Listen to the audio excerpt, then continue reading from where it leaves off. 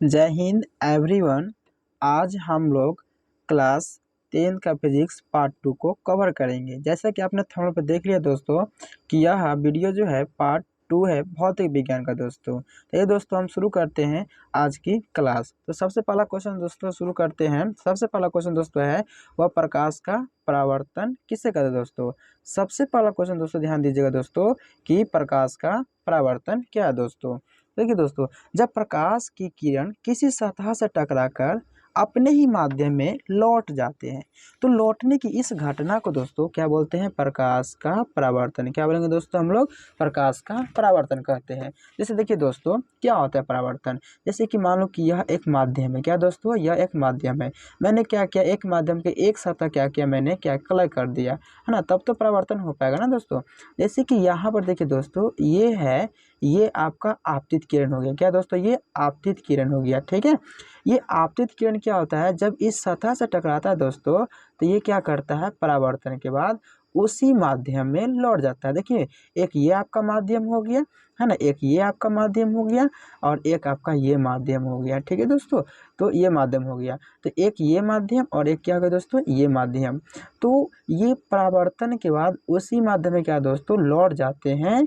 इसी घटना को, ये लौटते हैं ना दोस्तों, इसी घटना को प्रकाश का परावर्तन कहते हैं, यानी कि रिफ्लेक्शन ऑफ लाइट। क्या होता है दोस्तों, तो याद रखिएगा है ना, रिफ्लेक्शन है ना ऑफ क्या होता है दोस्तों, तो लाइट होता है। रिफ्लेक्शन ऑफ क्या होता है दोस्तों, लाइट होता है।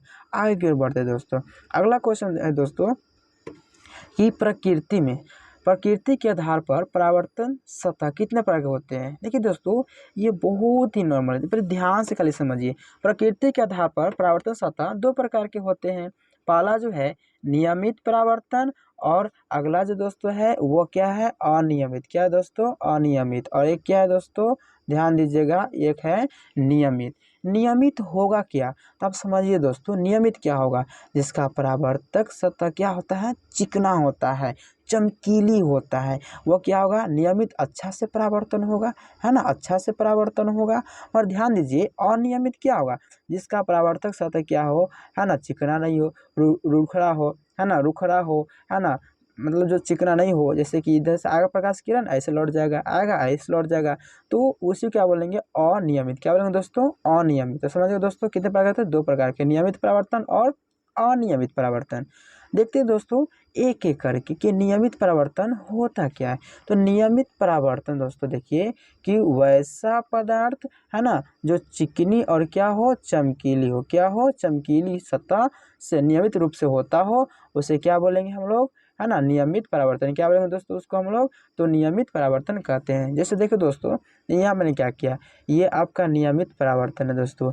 ये प्रकाश की किरण जब इस पर आती है तो रिफ्लेक्स हो जाती है, तब नियम के अनुसार। ये जैसी आती है प्रकाश की किरण यहाँ तो रिफ्लेक्स हो जाती है नियम के अनुसार। ये जब भी आती है तो यहाँ से रिफ्लेक्स हो जाती है नियम के अनुसार। तो नियम का ये फॉलो करेगा, जबकि ये जो है ये नियम का फॉलो नहीं करेगा। जैसे कि देखिए दोस्तों यहाँ पर बता दूं कि वैसा परावर्तन है ना जो रुखरी और क्या हो, चमकीली हो, रुखरी हो है ना, चमकीली सतह हो से अनियमित रूप से होता है ना। जैसे अनियमित, जैसे देखिए यहाँ पर प्रकाश की किरण आई दोस्तों और यहाँ से लौट गए, ये आई यहाँ से लौट गई, यहाँ से लौट गई, तो मतलब इसका कोई नियम फॉलो नहीं कर रहा है ना, कोई नियम से परावर्तन नहीं हो रहा है। किस कारण नहीं हो रहा है, तो इसका जो ये सतह जो है दोस्तों वह क्या है, रुखरी है, चिकनी नहीं है, जिस कारण क्या हो रहा है, यह परावर्तन सही से नहीं हो रहा है। आगे बढ़ते दोस्तों, आगे इस डायग्राम को बढ़िया से समझते हैं दोस्तों। देखिए दोस्तों ये जो होता है दोस्तों ये लगभग देखने को मिलता है दोस्तों, ये इंसिडेंट रे होता है दोस्तों इंसिडेंट होता है दोस्तों, क्या होता है दोस्तों, है ना, क्या होता है दोस्तों, इंसिडेंट है ना, इंसिडेंट होता है। ये होता है दोस्तों, यहाँ से देखिए दोस्तों यहाँ पर एक क्या है, यह एक मीडियम से मैंने क्या किया, इस पर यहाँ पर कलाई कर दिया है ना, ये कलाई है सॉरी। जब देखिए दोस्तों यहाँ से क्या होता है, जब प्रकाश की किरण जो होता है जब इस सतह पर पड़ती है, प्रकाश की क्या पड़ती है, तो इस सतह पर पड़ती है। तो यहाँ पर पड़ने के बाद क्या होती है, वापस ये लौट जाती है ना, उसी माध्यम में। इसको हम लोग पहले पढ़े हैं, प्रकाश का परावर्तन पढ़े हैं। तो देखिए दोस्तों, आपतित किरण क्या होता है, जब किसी सतह पर, है ना, किसी सतह पर जब मिलती है किरण बिंदु पर, उसे आपतित किरण कहते हैं। और सतह पर मिलते उसे आपतित कहते हैं दोस्तों। देखिए दोस्तों, और ये जो यहाँ पर टकरा करके उसी दिशा में लौट जाती है, इसको परावर्तित कहते हैं। क्या कहते हैं दोस्तों, इसको हम लोग बोलते हैं परावर्तित कहते हैं।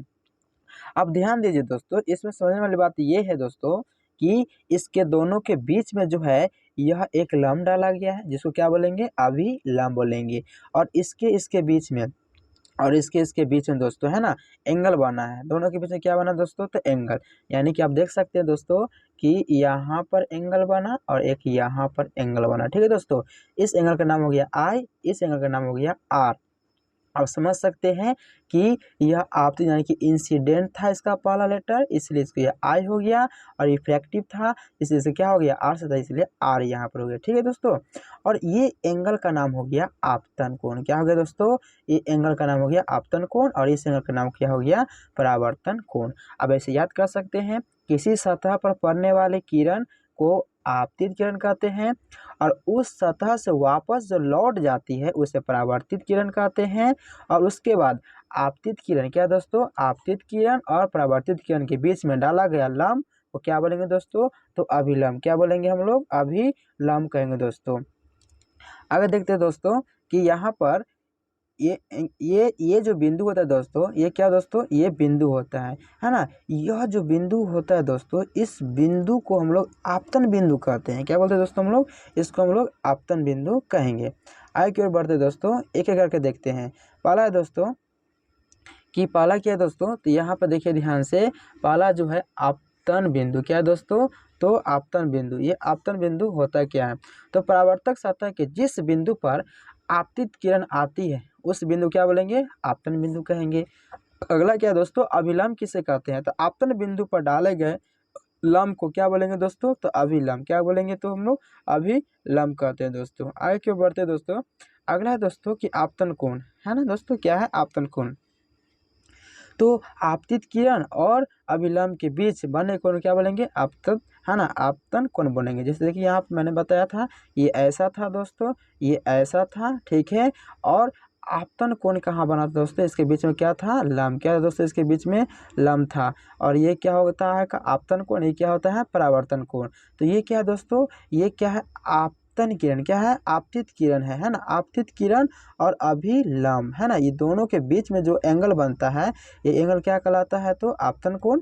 और उसके बाद फिर देखिए दोस्तों, परावर्तित किरण और अभिलंब दोनों के बीच बने वाले एंगल को क्या बोलते हैं, तो हम लोग परावर्तन कोण कहते हैं। आइए समझते दोस्तों, मैंने यहाँ पे नीचे लिखा है दोस्तों कि परावर्तन कोण किसे कहते हैं, तो परावर्तित किरण और अभिलंब के बीच डाला गया, है ना, कोण को क्या बोलते हैं, परावर्तन कोण कहते हैं। आगे देखते हैं दोस्तों, बहुत ही इंपॉर्टेंट क्वेश्चन दोस्तों, अगला क्वेश्चन है। देखिए दोस्तों, यह कौन कौन साल पूछा गया क्वेश्चन है, यह जो दोस्तों है ना 2013 में पूछा है दोस्तों, 2013 में पूछा है ना, 16 में पूछा है, 17 में पूछा है, 18 में पूछा है, 22 में पूछा है, 23 में पूछा है ना, इस बार भी पूछा ही क्वेश्चन। ठीक है दोस्तों, तो ये बहुत ही वेरी इंपॉर्टेंट क्वेश्चन है, इसको ध्यान से समझिए और ध्यान से पढ़िए दोस्तों। चलो दोस्तों देखते हैं कि क्वेश्चन क्या है दोस्तों, प्रकाश के, है ना, परावर्तन के कितने नियम होते हैं, प्रकाश के परावर्तन के दोस्तों कितने नियम होते हैं। तो यहाँ पर देखिए दोस्तों कि प्रकाश के परावर्तन के, है ना, निम्नलिखित नियम होते हैं। तो याद रखिएगा, प्रकाश के परावर्तन के निम्नलिखित 2 नियम होते हैं। कितने नियम होते हैं दोस्तों, है ना, 2 नियम होते हैं। ठीक है, कितने होते हैं, तो 2 होते हैं। पहला नियम यह है दोस्तों कि पहले नियम के अनुसार आपतित किरण, परावर्तित किरण और आपतन बिंदु पर डाला गया अभिलंब तीनों एक ही तल में होते हैं। फिर से दोस्तों समझते हैं कि जैसे कि मान लो दोस्तों, ये हो गया आपका, है ना, ये हो गया आपका कोई मीडियंस, यहाँ से आया कोई रे, है ना, आने वाले रे को बोलते हैं आपतित। क्या बोलेंगे, आपतित। आइए, है ना, ये आपतित हो गया दोस्तों। और ये क्या हो गया दोस्तों, ये हो गया आपका परावर्तित। इसके बीच में क्या हो दोस्तों, तो लंब। क्या लंब, यानी कि ये और ये एंगल बनता है। तो यहाँ पर पहला नियम क्या कहता है कि आपतित किरण और परावर्तित किरण और बीच में डाला गया अभिलंब तीनों क्या होते हैं, एक ही तल में होते हैं। यह पहला नियम है। क्या दोस्तों, यह पहला नियम है। आगे बढ़ते दोस्तों दूसरा नियम की ओर देखते हैं दोस्तों। दूसरा नियम क्या है दोस्तों, यहाँ पर दूसरा नियम क्या बताता है दोस्तों कि दूसरा नियम क्या कहता है कि आपतन कोण और परावर्तन कोण। देखिए दोस्तों यहाँ मैंने बता रखा है कि यह जो है दोस्तों, यह क्या कौन सा एंगल है, तो आपतन है, और ये क्या है दोस्तों, तो परावर्तन कोण है। ठीक है, तो ये आपतन कोण और परावर्तन कोण दोनों क्या है दोस्तों, तो बराबर होते हैं। क्या होते हैं दोस्तों, बराबर होते हैं। ठीक है, यह है दूसरा नियम। देखिए मैंने यहाँ क्या रखा है, कोण आई बराबर क्या दोस्तों, कोण आर होता है। ठीक है, यह हो गया आपका दूसरा नियम। आगे की ओर बढ़ते दोस्तों कि विचलन कोण किसे कहते हैं। ठीक है दोस्तों, विचलन कोण किसे कहते हैं, इसको ध्यान से देखिए दोस्तों, इस पर हम ऑब्जेक्टिव ही अभी करवाएंगे। विचलन कोण किसे कहते हैं, आपतित किरण के बढ़ाए गए भाग से परावर्तित किरण तक जो कोण बनता है उसे विचलन कोण कहते हैं। पहले ध्यान समझिए दोस्तों, जैसे कि मान लो कि ये आपका कोई मीडियंस था। ठीक है दोस्तों, यहाँ पर ये है। ठीक है, यहाँ से क्या आ रहा है, तो यहाँ से कोई किरण आ रहा है, यहाँ से क्या आ रहा है, कोई किरण आ रहे हैं। जब किरण आते हैं तो रिफ्लेक्स होकर ऐसे चला जाता है। ठीक है दोस्तों, मगर यहाँ पर काल्पनिक रूप से देखा जाए, किस रूप में, तो काल्पनिक रूप से, ये काल्पनिक रूप से दोस्तों यहाँ पर यह परावर्तित किरण हो गया। क्या दोस्तों, यह परावर्तित किरण हो गया, मतलब परावर्तित किरण और यह आपतित किरण का जो काल्पनिक भाग होता है, इसके साथ यानी कि इसके साथ जो एंगल बनता है, यही जो कहलाता है दोस्तों विचलन कोण। क्या कहलाता है इसको हम लोग, विचलन कोण। इसको हम लोग सूचित किससे करते हैं, तो डेल से। किससे करते हैं, तो इसको बोलते हैं हम लोग डेल। क्या बोलेंगे, डेल। डेल बराबर क्या होगा दोस्तों, डेल बराबर हो जाएगा दोस्तों यानी कि 180 डिग्री, 180 डिग्री माइनस है ना 2i। क्या होता है दोस्तों, 2i होता है। चलो दोस्तों इसमें कुछ क्वेश्चन को देखते हैं, पहले इसको समझ लेते हैं दोस्तों अच्छी तरीके से, फिर से इसको समझ लेते हैं दोस्तों। ये क्या है ना, ये है आपतित किरण, है ना, ये दोस्तों हो गया आपका, ये हो गया आपका परावर्तित किरण हो गया, और ये क्या दोस्तों, अभिलंब हो गया, ये आपतित हो गया, और इसके बीच में बना एंगल क्या, आपतन कोण, इसके बीच में कोण क्या होता है, परावर्तन कोण होता है। ये कलाई हो गया आपतन। इसमें सिर्फ याद रखिए दोस्तों कि आपतन बिंदु ही होता है, परावर्तन बिंदु नहीं होता है, आपतन बिंदु होता है। ठीक है, और आपतन बिंदु क्या होता है, जिस पर आपतित किरण आती है ना, और उसी बिंदु पर क्या होता है, जिस बिंदु पर आती है उसे बोलते हैं आपतित किरण कहते हैं, है ना। और ये क्या हो गया, ये सतह आपको दिख रहा है दोस्तों, ये परावर्तन सतह दोस्तों दिख रहा है। ठीक है दोस्तों, आगे की ओर बढ़ते दोस्तों। अगला दोस्तों क्वेश्चन से है, अगला क्वेश्चन दोस्तों यहाँ, अगला क्वेश्चन देखिए ध्यान से दोस्तों। यदि आपतन कोण 45 हो, है ना, कितना हो दोस्तों, 45 हो, आपतन कोण कितना हो, 45 हो। ठीक है दोस्तों, आपतन कोण 45 हो तो विचलन कोण का मान कितना होगा। कुछ नहीं करना दोस्तों, देखिए आपतन कोण कितना है, 45, कितना दोस्तों, 45 दे दिया है। तो विचलन कोण बड़ा फॉर्मूला क्या बताया है, तो 180 माइनस 2i। क्या दोस्तों, 180 माइनस 2i। मैंने यहाँ पर क्या किया, 180 माइनस 2 गुने आई का मान कितना है दोस्तों, यहाँ पर देखिए ध्यान से, कितना है, तो 45। कितना है, 45। मैंने क्या लिख दिया यहाँ पर, 45 लिख दिया। 45 में कितना हो गया यहाँ पे, 90, यानी 180 में से 90 घटा कितना हो गया, 90। तो इसका आंसर कितना हो गया, 90 डिग्री। मतलब इसका विचलन कोण कितना होगा, तो 90 डिग्री होगा दोस्तों। अगला क्वेश्चन देखते हैं दोस्तों, ध्यान से देखिए अगला क्वेश्चन। अगला क्वेश्चन में क्या कहता है कि, अगला क्वेश्चन कहता है कि यदि परावर्तन कोण 180 डिग्री हो तो विचलन कोण का मान कितना होगा। अब देखिए दोस्तों यहाँ पर क्या किया है, यहाँ पर आपको परावर्तन कोण दे दिया है, और वहाँ पर क्या था, वर्तन। कुछ नहीं करना है, अरे हम नियम से जानते हैं, परावर्तन का दूसरा नियम क्या बताया था, है ना, एंगल आई बराबर एंगल क्या, आर। क्या बताया दोस्तों, एंगल आई बराबर क्या होता है, एंगल आर। यहाँ पर एंगल आई दे दे या आर दे, दोनों क्या होता है, बराबर होता है। तो मैंने यहाँ पर क्या लिखा है, देखो ये आपतन कोण बराबर क्या होता है दोस्तों, तो परावर्तन कोण होता है। यहाँ पर आपतन कोण आई हो गया 80 डिग्री हो गया, कितना हो गया दोस्तों, 80 डिग्री। आई का मान यहाँ पर क्या, 80 लिख दिया, और पिछला कोण यहाँ पर आराम से निकल जाएगा दोस्तों। ठीक है दोस्तों, तो ये बहुत ही नॉर्मल क्वेश्चन था दोस्तों। आगे की ओर बढ़ते हैं। अगला क्वेश्चन दोस्तों देखिए ध्यान से, अगला क्वेश्चन आप खुद केयर कीजिएगा दोस्तों कि यदि परावर्तन कोण 90 हो तो विचलन कोण का मान कितना होगा।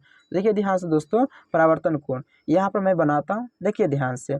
ये मैं जानता हूँ कि नियम सेकेंड लॉ से क्या होता है, आई बराबर क्या होता है दोस्तों, आर होता है। क्या होता है, आर होता है। तो यहाँ पर एंगल आई कितना हो जाएगा, एंगल दो दोस्तों, आई कितना हो जाएगा, एंगल आई हो जाएगा आपका 90 डिग्री। क्या होगा दोस्तों, एंगल आई 90 डिग्री।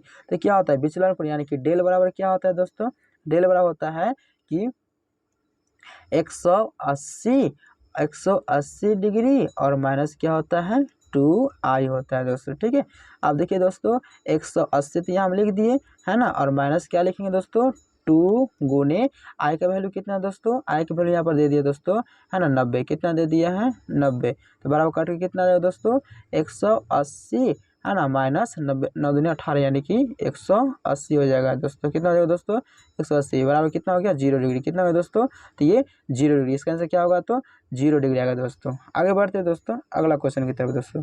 अगला है प्रतिबिंब, बहुत इंपॉर्टेंट क्वेश्चन, तो ध्यान से समझिए दोस्तों कि प्रतिबिंब, इसको ना इंग्लिश में बीम बोलते हैं, क्या बोलते दोस्तों बीम, इमेज भी कह सकते हैं दोस्तों।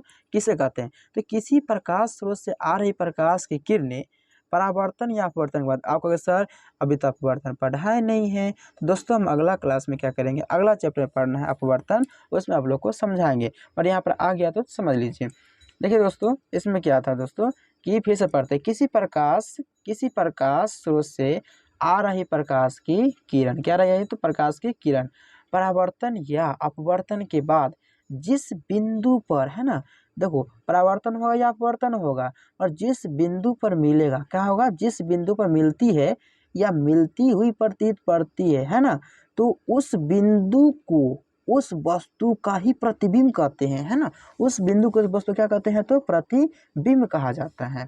ये कितने प्रकार के होते हैं दोस्तों, तो ध्यान रखिए दोस्तों यह 2 प्रकार के होते हैं, कितने प्रकार के होते हैं 2 प्रकार के होते हैं। पहला का नाम होता है दोस्तों कि वास्तविक, पहला का नाम क्या होता है दोस्तों तो वास्तविक, याद रखिएगा दोस्तों है ना, और दूसरा का नाम क्या होता है दोस्तों तो काल्पनिक, क्या होता है दोस्तों दूसरा का नाम होता है काल्पनिक है ना।